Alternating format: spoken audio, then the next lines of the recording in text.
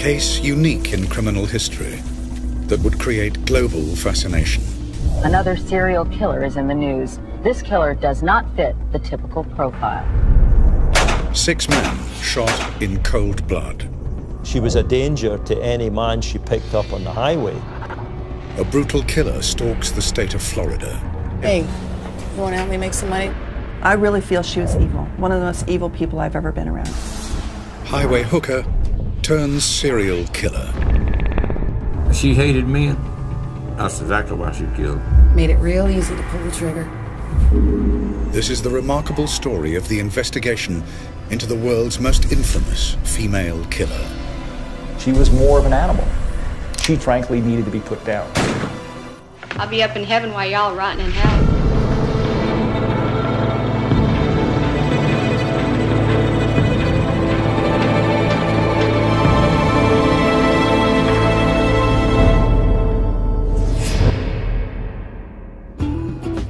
Daytona, Florida's most famous beach and a magnet for holidaymakers and America's retired.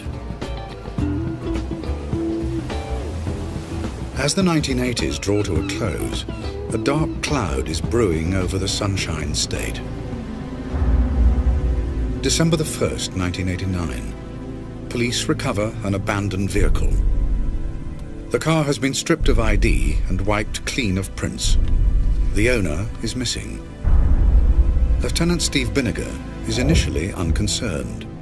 A lot of people go missing in this state because it's a very transient state. I mean, the state of Florida attracts people from literally worldwide.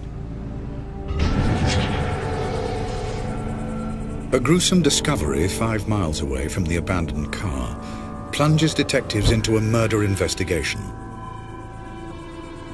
Police struggle to identify the corpse.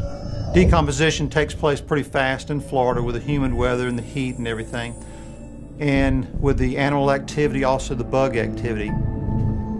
Senior crime lab analyst Merv Stevens is familiar with the difficult process of identifying bodies. A lot of times the performing doctor will go ahead and remove the hands, send them to a crime laboratory, and then I may have a day or two to work on them. It's a very tedious process, something that we don't look forward to doing, but somebody has to do it. From the fingerprints, police identify the victim as divorced electrician Richard Mallory, shot 4 times with a .22 caliber pistol. What are you doing? Mallory was on his way to Daytona when he was shot and robbed, but for items of little value. Detective Brian Jarvis tries to work out a motive for the murder. When you're doing a criminal investigation, you look at every possibility you can so you don't miss something. But police have little to go on, and the trail goes cold. Then, 3 murders in 3 months. Divorcee David Spears. Soon-to-be married Charles Carskadden. And family man Troy Burris. Investigators notice a chilling similarity in each of the killings. Each of these cases involved somebody being killed with a .22 caliber, which is typically more of a woman's gun. People don't usually use a .22 caliber gun to do murders, and yet we have 3 of them right in Central Florida. It's not a powerful weapon and is usually used for self-defense. The same small caliber gun was used to kill Richard Mallory, and there is a similar pattern to all 4 murders. They were in a vehicle. They were white. They were male, my age or even just a little bit younger. The seats in the vehicles were pulled to their forwardmost position, and that would be a common thread, which is a little unusual. But as police begin to make the connections between these murders, a killer continues to stalk Florida's highways. Come on in. Retired police chief Charles Humphreys is on his way home to his wife of 35 years when he stops to pick up a hitchhiker.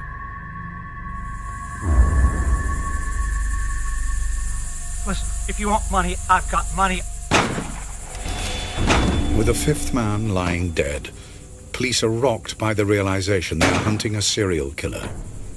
A task force is set up to analyze the murders and draw up a profile of the killer. What kind of person could get close enough to all of the victims to perpetuate this crime?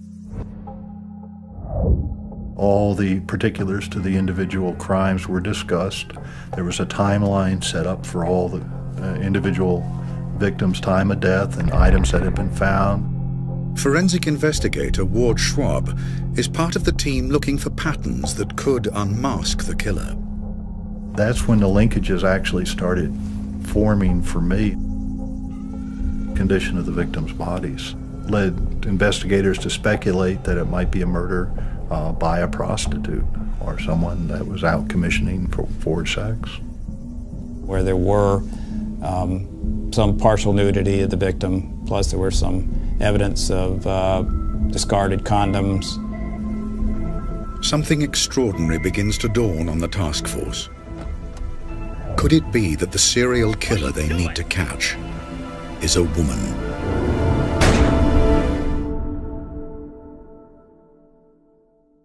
Get out of the car! 5 men shot. Their bodies and cars scattered across Florida's interstates. Just move now. County detectives believe they have a highly unusual case on their hands. They suspect the killer they are looking for is female, soliciting along the highways to get close to the men she robs and murders. There was no other documented female serial killers that we could think of. You wonder, how do they act as compared to a male serial killer? The 5th and latest victim is retired police chief Charles Humphreys, who was returning home from his job as a child welfare officer. When we examined the body further at autopsy, it looked like he had actually been spinning and was being shot as he was turning, like he was trying to get away. The painstaking search for clues at Florida's Central Crime Lab is frustrated by the killer's attention to detail. Lab analyst Merv Stevens processes the evidence in the hope of finding a single print. The individual that was committing this crime was very methodical as far as trying to wipe down all the evidence that they knew possible that may lead the crime scene back to them. Frustrated by the lack of evidence to move the case on, unsolved crime files are reopened in a bid to try and find a lead. The case of missing missionary Peter Sims stands out. Peter Sims was a middle-aged man traveling alone on Florida's interstate. Investigators discovered that Sims' abandoned car was found not far from where the 4 other victims' vehicles were dumped. We felt there could be a very good connection here between Peter Sims' vehicle and the other homicides that were occurring. Other cars had been wiped clean, other vehicles had their license plates removed, and every other vehicle had the seat pulled forward.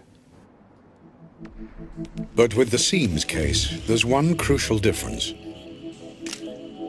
The missing man's car has been crashed, and there is a vital piece of evidence inside. A bloody palm print.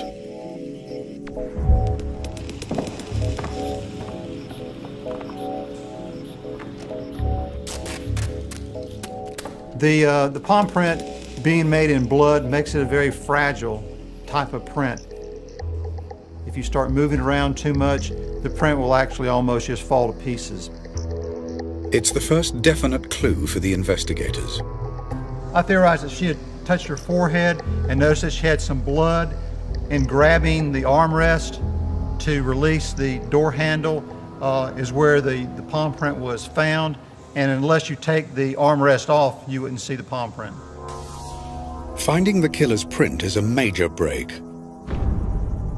Merv Stevens works on the critical job of analysis. But the Sims case has provided another vital lead. The police have an eyewitness account from a local resident who was close to Sims' car on the day it was crashed and then dumped. There were a couple people outside of her house using her hose. She noticed they had blood on them, and they were rinsing the blood off. Detectives are staggered. A whole new twist is added to the investigation. The sketch, based on the eyewitness's account, shows not one, but two female suspects.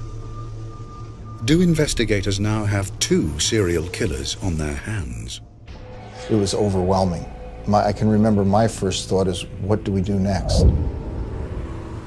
But detectives have little time to think before another body is discovered. Normally with a body dump, you have some other evidence there. In this particular case, there was none. It appeared to me that someone had gone to great lengths to try and hide the identity of the decedent. The seventh victim is identified as trucker and reserve police officer Walter Antonio. What forensics notice at the crime scene is vital. We could see indentations on his hands where he had rings that had been removed. We saw an indentation on his wrist where a wristwatch had been removed, but none of those were in the immediate area. If detectives could locate these missing possessions, they could lead directly to the killer. Police begin an extensive search of Florida's pawn shops in the hope of finding evidence. $30. Sign here. But they know time is not on their side. We realized that the frequency of the homicides was increasing. And we knew we had to act quickly because we didn't want to have anybody else killed. The police go public with the sketches of the suspects. It's a subject that seems to horrify and fascinate us at the same time. Another serial killer is in the news. This killer does not fit the typical profile. It was a tough decision because once you release that, you don't know how the public's going to react, if they're going to panic, if they're going to help, what's going to happen, and you really have to be prepared for it. And at this point, we were prepared to release them. Within hours of the report, hundreds of tips come flooding in. There was a sketch of a lady that looked very much like the lady I'd picked up the night before. It said that they suspected there might be a woman going around as a serial killer, and it said, you know, if you've had an encounter with anybody that resembles this person, you know, contact the police. So I told my wife, I said, I should probably give the police a call, and I did. Ted Teschner is one of many who respond to the appeal for information. I was heading north on the road and pulled over because I thought at the time that you know, a lady getting picked up by some guy might get hurt. I thought I was doing a nice thing by picking her up, and I said, well, you know, you're welcome to take a ride in there. She got into the car. She had a bag that she was fidgeting with in her hands. She asked me, you know, do you think I'm a prostitute? And I thought, that's a strange question. I said, no, I just thought you were a lady that was in need of a ride. I wasn't picking her up to get those services, so, you know, she didn't want to stay with me long. The investigators can now begin to build a profile of the suspects. The leads coming in were pretty good. You don't always get that lucky. They point to two women who stay in the Daytona area, who match the description of the eyewitness sketch. Part of the leads indicated that they had stayed at the Fairview Motel under the name of Cammie Marsh Green, then room number 8. We had the Volusia County Sheriff's Office check their pawn records to see if there had been anything pawned in any of these names. And what they found was that Cammie Green had actually pawned a couple of items. We got the pawn tickets from them, and one of those pawn tickets included the items that had been taken from Richard Mallory: a radar detector and a 35mm camera. Let's fill this up. Police quickly realize that Cammie Marsh Green is a false name. But the pawn shop has provided detectives with a vital piece of evidence. All right. At that time, you were required to put a fingerprint on the pawn ticket. Well, fingerprints don't lie. Thumbprint here.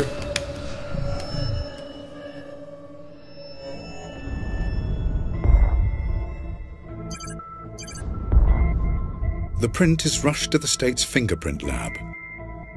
Director Jenny Ahern runs it through the automated identification system.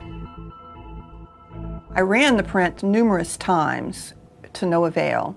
I also had a coworker of mine run the print to no avail. The automated system does not contain every print that the state holds. Ahern prepares to search through the database manually. It's an awesome undertaking. We really knew we were looking for the needle in a haystack. The killer is still at large.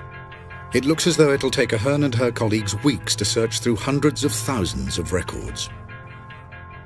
We take out a chunk of cards at one time, and you physically, with your bare eye, flip through each card, eliminating prints that are not close. I had only been in the drawer for about 15 minutes. I had taken out one section of the cards. I'm flipping through, looking at each card, one at a time. And within 15 minutes of the first set, I found a card that I felt was close. I could not even breathe because I was so excited about the possibilities of this, that we may actually have found this woman. So I looked at it, looked at my print, looked back at it again, looked back. We knew we were looking for a white female. Turned the card over, it's a white female. I was just beside myself. They trace the print to a woman whose name is Aileen Wuornos. Take care. She had been previously arrested for possession of a .22 caliber 9-shot revolver. So we're thinking, this is definitely a person that we need to take a hard look at.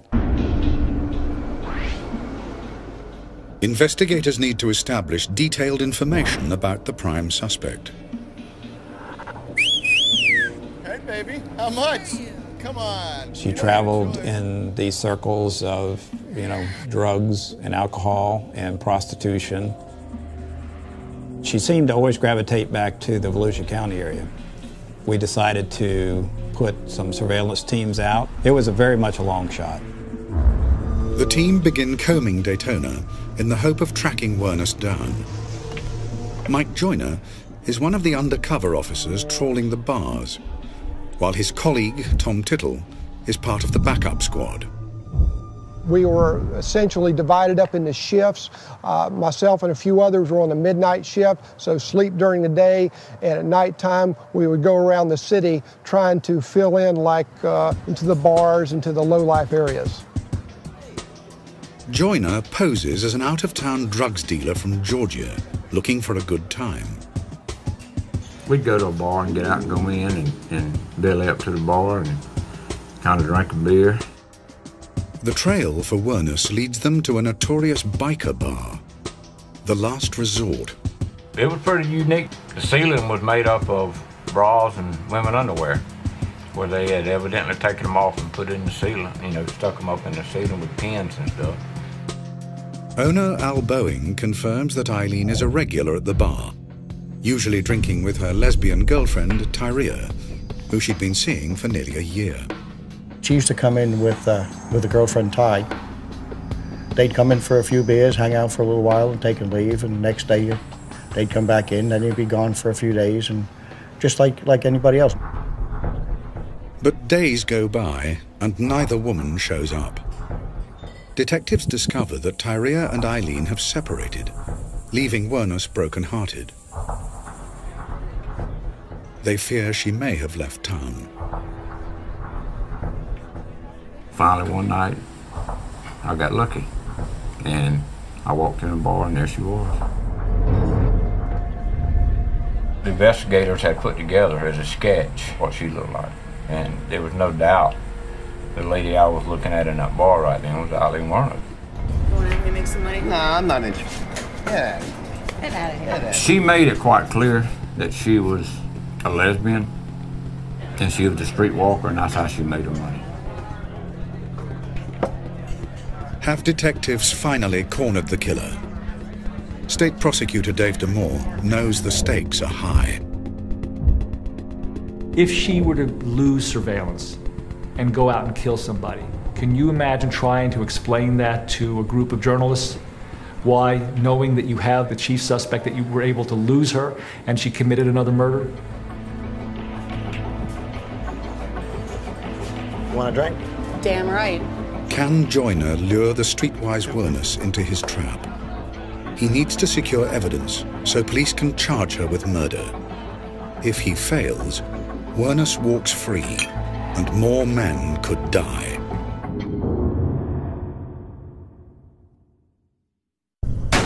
With 6 men dead and 1 man, Peter Seams, missing, investigators have tracked down and put their prime suspect, Aileen Wuornos, under surveillance at the notorious biker bar, The Last Resort. The stakes couldn't be higher. My thinking was we found her. We know where she's at. Let's don't lose her. I don't want to be her next victim. You want a drink? Damn right. 2, please. Undercover officer Mike Joyner needs hard evidence, fast, so the state can charge Wuornos with murder. How's it going? It's going. If the operation fails, more men could die. She wants cigarettes, I'll buy her cigarettes. She doesn't have any money. You want a cigarette? Yeah. As Joyner strikes up a rapport with Wuornos, his support team wait anxiously nearby. My group was set up directly across the street from the bar. There was others down the street. And so we had our wire where we could listen to all the conversation that was going on because Mike had the wire on his body. What are you hanging around for? Are you gonna screw or what? We conferred with the undercover officers too, because they would come and go out of the bar. These 2 guys were excellent undercovers, and I have a great amount of respect for them personally and people who can do that kind of work. As the investigation closes in on Wuornos, the team listening in agonize over what to do next. My difficulty was that my job would be to get a conviction based upon evidence that I didn't have yet. Effectively, what we had was a lot of circumstances. We could put her in a lot of places, but we couldn't put a gun in her hand. Okay. Is that the key to your hotel room over there? Is that where we're going? No. What police want to find is the murder weapon. If Wuornos has a .22 caliber gun in her possession, it'll be crucial evidence. I honestly believed that she had a gun in that bag. So what you got in the suitcase? A little something for later? Damn it! One more, relax. I get you another one. I'll get you another one. Relax. It was starting to get intense because we knew we can't lose her, and of course the safety of the officers was paramount. I said, we've got to arrest her. We cannot let her leave here on the back of a Harley Davidson. Do I think I was going to be the next victim? Yes, I sure do now. But if I had a family, and I sure did want to get back to them. I was ready at the last bar. The plan is for Joyner to lure Wuornos outside, so armed officers can arrest them both, making sure that Joyner's role as an undercover officer is not revealed. I said, I'm going to go get a motel room. I'm going to bring you the key. You need to go take you a bath because you stink. You okay? Just stay here, all right? I said, you stink and I stink. We ain't bathed in 2 or 3 days. I guarantee you now, some of us need some water and soap. Hey, look what I got. Look what I got. Get your bag. Let's go. Come on. Come on. Come on. Let me grab my beer. Don't get lost. Don't get lost on me here, darling. Stop! Stop! Police! What's this about? Hands behind your head. What's this all about? I didn't do anything! I didn't do anything! They had to put us in the back seat of a patrol car together. And I really jumped on her pretty hard at that point. What the hell did you do? Why were you in here? I don't know, I think they think I killed somebody. Finally, when it was over, it was like a big calm after a hurricane. Detectives hope to find the murder weapon in Wuornos' suitcase. But there's no gun inside. Now, once you take somebody into custody, there's certain time limits that you can hold them in custody depending on, the type of case. So, the clock was ticking against us. Police can only charge Wuornos with an outstanding firearms offense from the late 80s. There is real concern that without sufficient proof to charge her with murder, Wuornos could soon be back on the streets. I think I made it very clear to the investigators that they had jumped the gun, in my opinion, that I was very unhappy with their decision, that I didn't have a case that I could prosecute successfully based upon the evidence as I saw it at that point. To make a murder case, detectives have to link Wuornos to the crime scenes. Lab analyst Merv Stevens can finally compare the bloody palm print he found in missing man Peter Seam's car with an arrest print taken from Wuornos. Once I have my photograph of the area, I try to look for identifiers. In this case, this flexion crease that is appearing in the latent left and also in the inked palm print. Then I try to look for the uniqueness, and you can go through and find points of identity in both photographs. I made a decision that it was her palm print that was left in Peter Sims's vehicle. But the palm print does not help their case. Police have not found Seam's body. Without his corpse, there's no proof of murder. With time running out, detectives mount a search to track down Tyria Moore, the second female suspect from the witness sketch, and Wuornos' ex-girlfriend. We didn't know with Tyria Moore how much she was involved at that point either, but we needed to locate her because we felt like that was going to be critical. Officers tracked Tyria down to her sister's home in Pennsylvania. I wanted to afford Miss Moore an opportunity not only to help me build my case, but to prove to me that she was not involved. And I felt the best way to do that was to put her in a position to assist us in our investigation and set up a surreptitious phone call between she and Aileen Wuornos where they could converse about what had happened. Police realized that Tyria could be the key to securing a confession from Wuornos. The confession was critical to breaking the case. I mean, to actually making it from, well, this is probably the person that did it, to convicting this person. Tyria agrees to help. Police set a honey trap. I'm getting scared. Wow. I definitely don't think there's anything to worry about. Well, I'm pretty damn worried. I'm not going to let you get into trouble. We were sitting right there listening, and she was very nervous about it and worried about it. And she had feelings for Aileen. You could tell she did. But I'm not going to jail for something you did. This isn't fair. Yeah, I don't think she wanted to go to jail for her now. She wasn't that fond of her. You didn't do anything. You evidently don't love me anymore. You don't trust me or anything. I mean, you're going to let me get into trouble for something you did. Listen, quit crying and listen. I can't help it. I would die for you. Would you? That's the truth. I'd gladly die for you. I'll just wait for you on the other side. I love you. I really do love you. I love you a lot. I don't know whether I should go on living or just... I'm not going to let you go to jail. If I have to confess, I will. Aileen, we have 6 murdered victims. I want to know. It's make or break time for the case. Despite the damning honey trap call with Tyria, the police still need a full confession from Wuornos to try her for first-degree murder. As Wuornos faces a police interrogation, Public Defender Michael O'Neill reminds his client of her rights. That's my job as a defense attorney, to protect her interests at that point. I have to try and convince her not to make any statements and not to give any confession about anything, and told her that she had that right to remain silent, and it would be my advice to her to use that right and don't say anything. But no matter what I said, she wouldn't have it. 8 days after her arrest, police finally ask Wuornos the question that proves decisive. I want to know, was Tyria involved in these killings? I did the killings. It was me.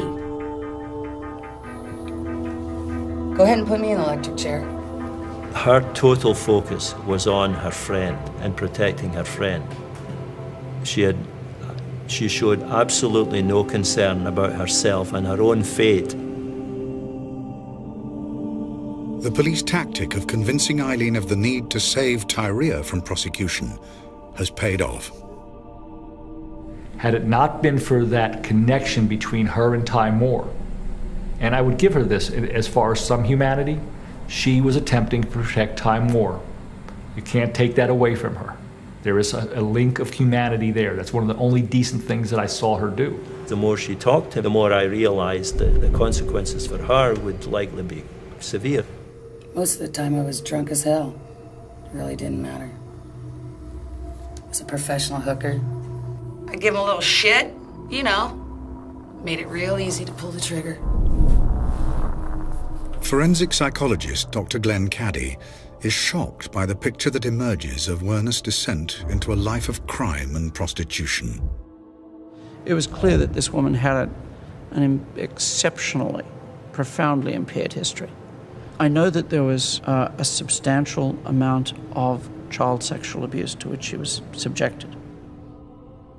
Abandoned by her mother and paedophile father, Wuornos was brought up by her grandparents. As an escape from the savage beatings from her grandfather, Laurie Wuornos, the young Aileen quickly learned to blank out her emotions and use any means by which to gain acceptance. By age 7 or 8, she was hypersexual. I believe the records indicate that she was called a cigarette pig. And the issues were that she would swap sex by age 8 or 9 for whether it be oral sex on a man or intercourse, for cigarettes and for money. The whole rearing experience and how she functioned was consistent with really high trauma events in childhood. At some point in time, I think Aileen had basically said, I've had enough. I'm tired of being taken from. I'm going to take. What more could she take than these men's lives? Having secured the vital confession, the next priority for detectives is to find evidence to make the prosecution case watertight. Is there any property that you might have collected from these victims that you stashed somewhere? Nah. I just flung them out the window as I was driving. Detectives track down a lockup rented under Wuornos' alias, Cammy Marsh Green.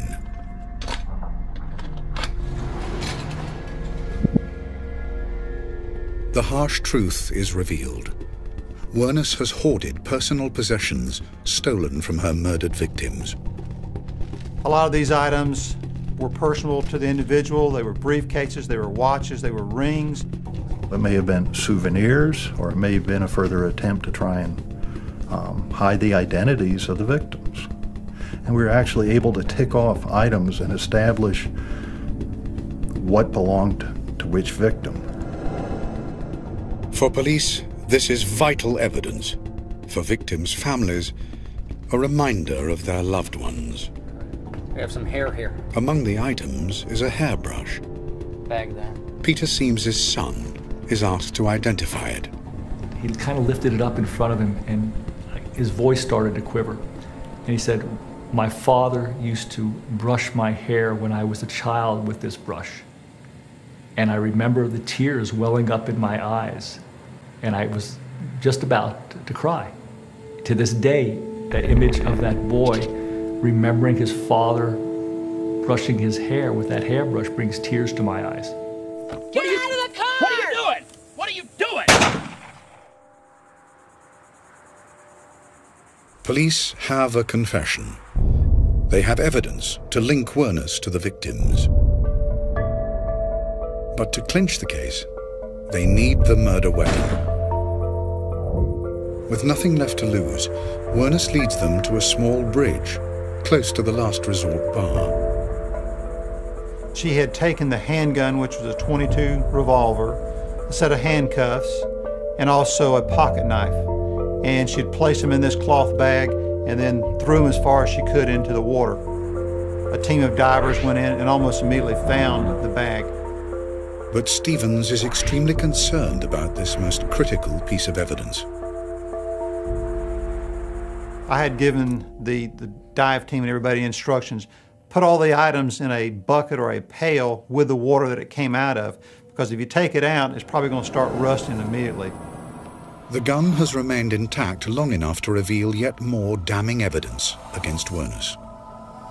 Our firearms examiner was able to go ahead and out of the 7 cases that she was charged with, I believe it was either 3 or 4, positively said that was the gun that was used in the commission of those crimes. Police now have enough evidence to proceed to court. A trial date is set for Aileen Wuornos. The public is shocked as news of her alleged crimes hit the airwaves. Authorities call her the first true female serial killer. But now there is a new twist. Wuornos claims the murders were committed in self-defense. The world's media must await the trial of Aileen Wuornos. Will she become the first convicted female serial killer in Florida's history?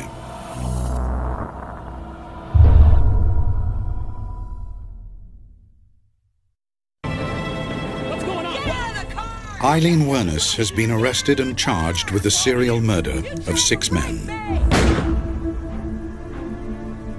Made it real easy to pull the trigger. In a plea bargain, she admits to 6 murders, hoping to swap her confession for a life sentence rather than death row. I did the killings. It was me. But Wuornos' plea bargain is rejected. She will be tried for her life. Rape me, or kill me. The main thing about Aileen Wuornos was she was a female serial murderer. And that's why the state would be out to get the death penalty on her. First up is the murder of Richard Mallory, Aileen's first victim. Wuornos pleads self-defense. You shot him immediately, didn't give him a chance to say anything, did you? What am I supposed to, stop the clock and say, rationalize with this guy who wanted to kill me? She described herself as having her neck tied to the steering wheel by a steel cord and having it cut and bleeding. He was going to kill me. He was going to beat the living daylights out of me, choke me to death. There was no blood in the vehicle when it was found by us, no trace evidence to suggest that she had been tied to the steering wheel. Wuornos' testimony does not convince. Ex-girlfriend Tyria, who is not facing any charges, has become a state witness against her. We were sitting on the floor watching TV, and she just come out and said, "I have something to tell you." And I asked her what, and she said that she had shot and killed a man that day. Their taped telephone conversation is powerful evidence against Wuornos. I don't know whether I should keep on living or if I should... No, Ty, listen. And what if they don't believe me? Tyra, listen. What? I'm not going to let you go to jail or anything. Listen, if I have to confess, I will. She is found guilty, and the judge imposes the ultimate sentence. Until by warrant of the governor of the state of Florida, you, Aileen Carol Wuornos, be electrocuted until you are dead, and may God have mercy upon your course. Wuornos' claim of self-defense has failed to save her from the death penalty. But the judge had not allowed Wuornos' legal team to present evidence that her first victim, Richard Mallory, had a previous conviction for attempted rape. The fact that he had a conviction years earlier didn't put the gun in his hands. She was the one that carried the gun. She was the one that had it with her, and she was the one that took it out and shot him. When the jury advised us that they were recommending to the judge that Aileen Wuornos should be put to death, I felt it was justified. I was fine with it. I had no qualms in my heart or my mind that it was the right decision. In March 1992, murders of Charles Humphreys, Troy Burris, and David Spears. Probably get 3 more death row sentences, and then I got to go to Pasco and Dixon for 2 more death row. How many times you got to kill me? Then, in June 1992, Wuornos pleads guilty to the murder of Charles Carskadden. The following February, she's found guilty of the murder of Walter Gino Antonio. She now has 6 death sentences on her head. The victims' bereaved families welcome the verdicts. She shot him 7 times. She's just evil. She's a horrible, evil person. As the body of Peter Seams is never found, Wuornos is not charged with his murder. As Wuornos waits on death row, her defense team mount an appeal against her sentence. If they can prove she's insane, she will escape the death penalty. You have the right to an appeal. Mr. Glazer, is that going to be handled by you or the public wife and defender? kids get raped. I would ask that you would appoint the public office. But Aileen Wuornos insists she is sane. She instructs her legal team to drop her appeal against the death penalty. They comply with her wishes. She was controlling her own death because she was a volunteer to be executed. I'll be up in heaven while y'all rotting in hell. She did not have to be executed. She could have continued with her appeals, and it would have been much more difficult for the state to execute her, even a serial murderer. I have made peace with my Lord, and I have asked forgiveness. In 2002, Aileen Wuornos has been on death row for 10 years. Debate rages as to whether she should face execution. Dr. Glenn Caddy assesses whether she is competent to die. My conclusion was that this woman was extremely mentally unstable, that she was not competent because she was suffering a profound delusional disorder. But the state decides that Wuornos is fit to face execution. It's time. At 9:45 a.m. on October the 9th, 2002, Aileen Carol Wuornos leaves her cell for the last time.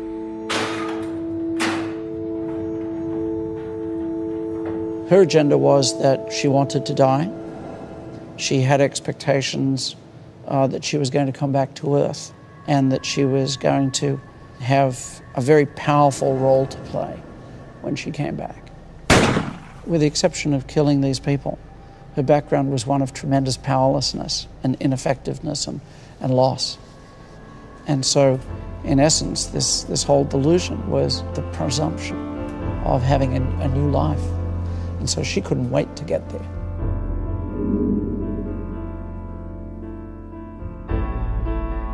Wuornos receives a lethal injection.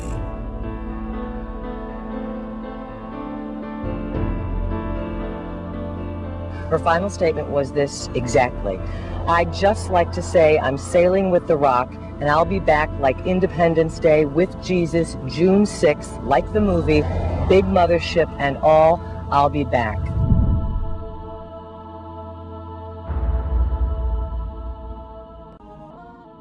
A year after her death, Hollywood releases a movie based on Wuornos' life. Some of those involved in the case feel differently about the fictional portrayal of a woman they met in real life. I know that Hollywood has tried to portray her as an empathetic, sympathetic person driven to this. That was not Aileen Wuornos. That was not her life. Give me that damn gun. I don't believe Aileen Wuornos should have been executed. I felt that she was a hideously tragic figure. Her mental state was one of progressive deterioration from probably age 4 onwards. Her circumstances, all of them, were tragic.